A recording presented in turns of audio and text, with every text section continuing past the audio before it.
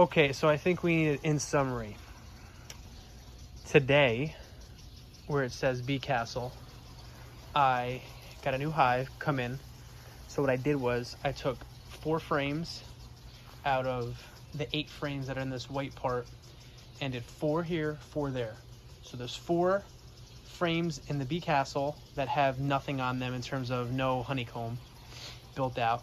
And then same thing for the bottom. There's 4 built, 4 unbuilt, 4 built, 4 unbuilt. And then we have the honey super, which is getting filled with honey. This white piece in the middle is a queen extractor, so the queen can't get through and produce eggs where there should be only honey. Now I did that same thing, and there's a new queen in there that I haven't marked, so eventually I'm gonna have to look for her. I'm not gonna do any inspections for a couple weeks, let everything settle down since I've been messing with them a lot, and then reevaluate in a couple weeks. Then we have this hive, which is the new hive. This is a hive that was from those bees that swarmed that I was able to get back with the new queen that is marked. Same thing. The Bee Castle is the new box, and then you have the tan middle box, same color, just not from Bee Castle. Now, same situation. 4 frames are fresh and new, and 4 frames in each are honey and brood and whatever was on them already. And then this is a new honey super, which they are starting to build out actually already. It's only been a couple days, but they're starting to build out already on there, which is super cool. In summary, again, another in summary, we have 2 hives, own queens, both have a lot of bees in them, enough to fulfill a colony. Since this season, the only issue is that in the main hive there were a lot of bees and a lot of honey. What I believe happened is they ran out of space and they were producing queen cups and queen cells, basically queens, to eventually swarm and leave and find new territory, since this hive had already been functioning so well. A lot of queens were born in total that I can count, 8 or 9, maybe even more.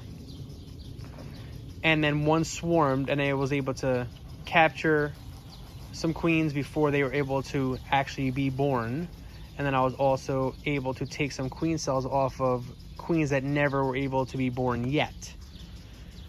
Now we have hopefully 1 queen in here, unless I didn't see another one, which would have been hard because there's a lot of bees. Now hopefully the bees will be separated, so my next inspection, and what I mean by separated, is we'll have more space for the bees to go.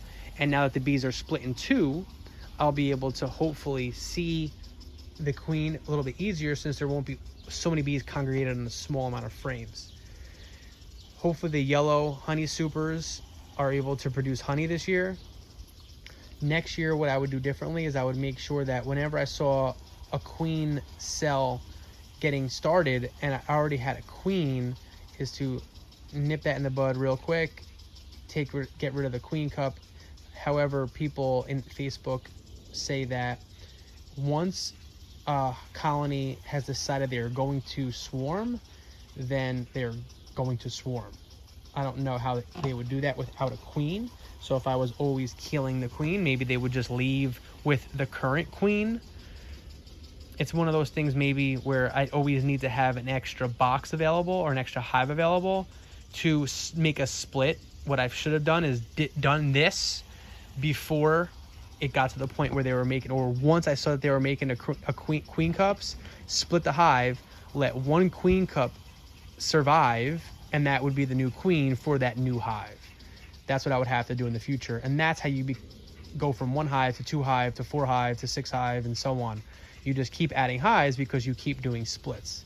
Hopefully this was a good summary. If you have any questions, comment below. You're not going to see any videos for a couple weeks. Enjoy the previous videos. Catch up on them if you haven't done so yet. See you soon.